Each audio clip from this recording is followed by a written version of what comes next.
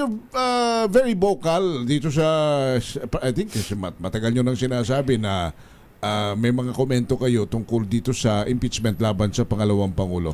Ngayon, bumoto na ho yung Committee on Justice at wala talagang yun hong buong komite ay bumoto. Unanimous decision. Unanimous. So, papunta na ito sa plenaryo para pagbotohan naman. Ano po ang inyong obserbasyon? What is your thought on that? Expected naman po yun, wala umpisa.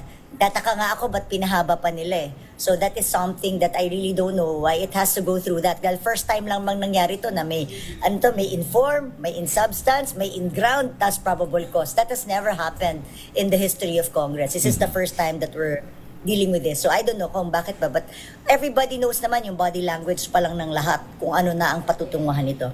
So the question is, yung 106 signatures na lang sa plenary vote. So yun na lang hihintayin natin. But Okay. you as a former congresswoman and kasamahan ninyo yung mga bumoto, kumbinsido ho ba kayo sa mga kanilang presentang ebidensya, sa kanilang mga pagsasalaysay, presentasyon, may mga talumpati pa, kumbinsido ba kayo?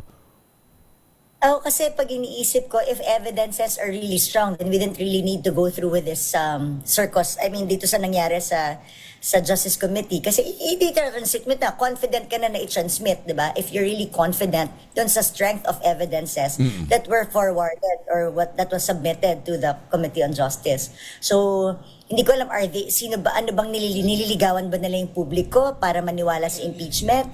Nililigawan ba nila yung mga kapwa namin mambabatas? Kaya nila ito ginagawa? Nililigawan ba nila yung senators? I really don't know. Pero at the same time, syempre parang naano rin ako na baka siguro kulang pa sa substance talaga yung impeachment complaint kung bakit pinaha. But I'm just saying na if talagang convinced sila siguro as to how heavy it is, it shouldn't have taken that long to transmit it to the Senate.